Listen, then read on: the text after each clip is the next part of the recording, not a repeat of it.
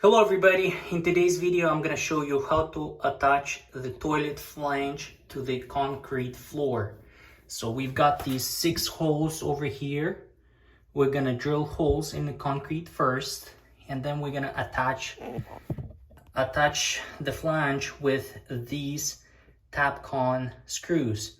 These are specifically designed for the concrete floors.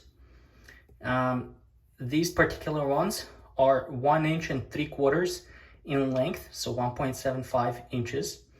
They are 1/4 inch in diameter, and we're going to be using a nut drill bit to screw these in. The nut drill bit comes in this package here. This one is a pro installation kit that has everything you need to install Tapcon screws. So we'll be using these drill bits here. Now the first step is to drill a hole. We're going to be using this drill bit designed for a concrete floor, and what you want to do is you want to drill 1/2 inch deeper than the screw. So this is our screw. We want to drill 1/2 inch deeper, and actually this one here has a little groove. So the depth here is going to be 2 inches and 1/4. So 1/2 inch more, so 2.25 inches in depth. Now you may be asking, what is the diameter of this drill bit? It's 3/16, so 3/16 inches.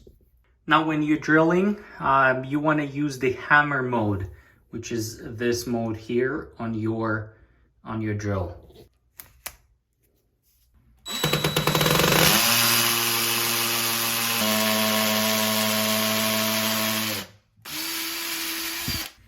Next, we're going to get the dust out of the holes with a vacuum cleaner.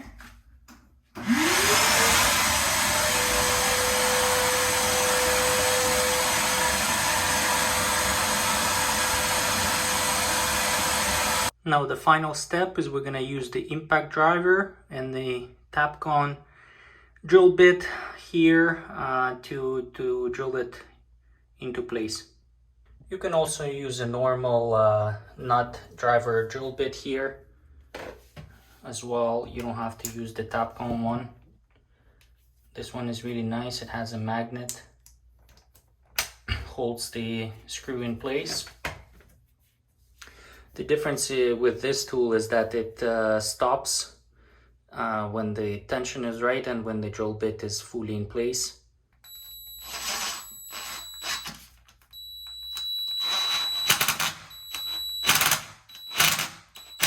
So there you have it. That's how you attach the toilet flange to the concrete floor.